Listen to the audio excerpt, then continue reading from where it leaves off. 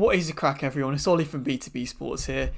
If you're watching this is the 100th video on the B2B Sports Podcast YouTube channel. I just thought I'd create this standalone video just to show how far this channel has come, really, from when we created the first video to over 2 years ago now. As like many other people, I started creating a blog and a Twitter account back in lockdown to try and keep myself busy. If I can remember a couple of stories on the top of my head, I think I wrote about Paddy Pimblett rising up in the UFC. I think I wrote about the India-England ODI series that was on the go at that time. The Super League scandal in football. How long ago does that feel now?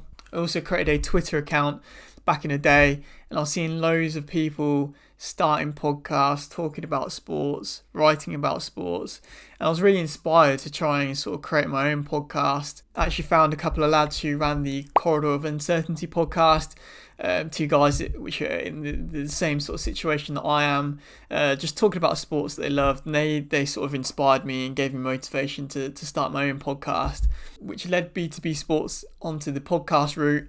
Myself and my best mate Sam, who have known each other for donkey's years, we absolutely love sports, and I thought there would be no better person to start the podcast with.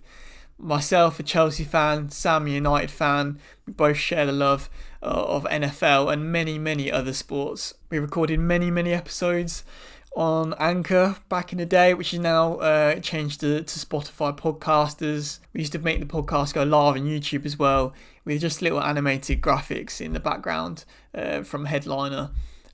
Before switching to sort of a live Zoom sort of camera of the podcasts, flying through as many sports as we can get in about an hour, back-to-back sports, as the B2B stands for. We typically start with football or NFL, moving on to sports like UFC, tennis, and cricket. God, we used to end the podcast with shockers and heroes of the week as well. Time is flown by. I found myself wanting to dip into individual sort of bite-sized YouTube bits and bobs, which is when I created sort of the News Bites episodes. Looking at these thumbnails, everything's changed so much.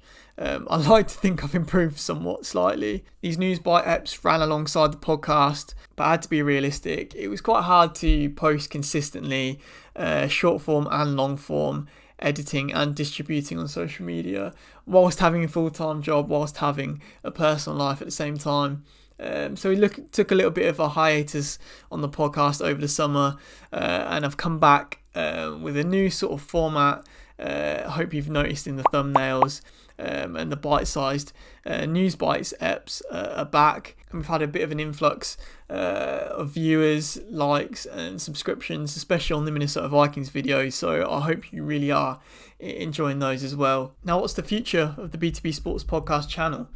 Well, I hope to continue to post videos. I'm really enjoying posting Minnesota Vikings content, Chelsea content, and me and Sam have been in talks to try and get the podcast back up and running again.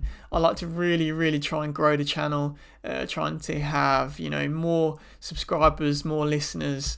Hopefully we can hit 50 subscribers by the end of the year. I'd really appreciate that if we can do that. Ultimately, this is my passion. Talking about sports is my passion. I have to be realistic. This is a hobby right now. We are a very small channel. But hopefully one day the portfolio that I've created may be able to lead me to a sporting profession, or if I'm extremely lucky, maybe someday this channel will provide me with some sort of income. I set up this channel with the intention to not talk about one sport and one sport only, for it to be flexible and fluid, and hopefully the podcast with Sam has helped that as well. But thank you to anyone who has watched a video of mine, who's liked a video of mine, and in particular who has subscribed to the channel as well.